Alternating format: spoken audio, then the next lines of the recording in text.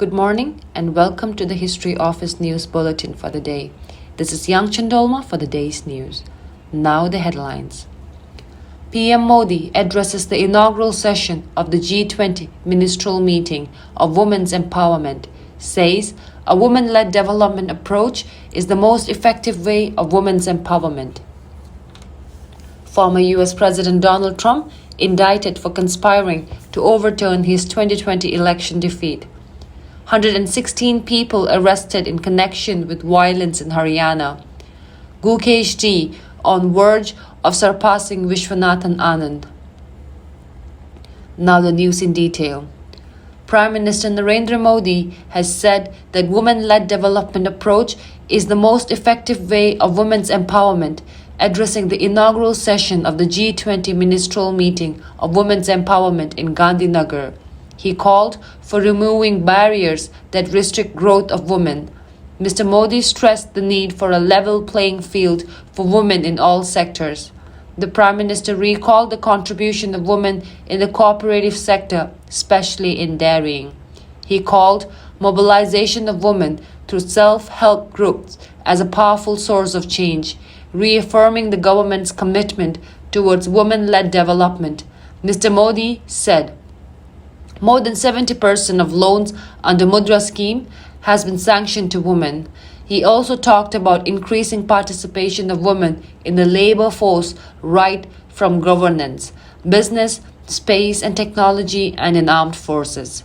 Union Minister for Women and Child Development Smriti Irani, in her address, lauded the role played by India's presidency of G20 for several dynamic outcomes, including the tech equity platform. She expressed the hope that women-led development will be central in all action-oriented commitments in the ministerial meeting.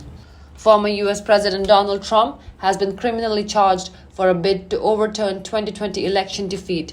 Federal prosecutors have charged him with conspiring to seize a second term after losing the 2020 election. In a 45-page indictment, Special Counsel Jack Smith of the Justice Department charged Trump with 4 felony counts, including conspiracy to defraud the United States and conspiracy to obstruct an official proceeding. The indictment also accused Trump of trying to exploit the violent January 6, 2021 assault on Congress to continue his effort to cling to power. The indictment identified 6 individuals as co-conspirators in Trump's effort to overturn the election, but none of these people were charged. This is the 3rd time he has been hit with criminal charges in 4 months as he campaigns to regain the presidency next year. The indictment follows a long-running federal investigation into schemes by Trump and his allies to subvert the peaceful transfer of power and keep him in office despite a decisive loss. Haryana Chief Minister Manohar Lal has said that 6 people have lost their life during the violence in Nuh district. In a statement issued, he said conspirators are being continuously identified. So far, a total of 116 people have been arrested and they will be sent on remand for further investigation. He said the situation in Nuh and its surrounding areas is normal. He said security agencies have been put on alert. The Chief Minister said some incidents were reported from other parts of Haryana which were brought under control immediately. He appealed to citizens to maintain peace in the state. He said 30 units of Haryana police and 20 paramilitary forces from the centre are deployed, out of which 14 units were sent to Nuh, 3 to Palwal and 2 to Firadabad and 1 to Gurugram. It appears almost inevitable that Gukesh will go where no Indian chess players have gone in nearly 4 decades. Gukesh is close to surpassing 5-time world champion Vishwanathan Anand, the man who defines chess in his country.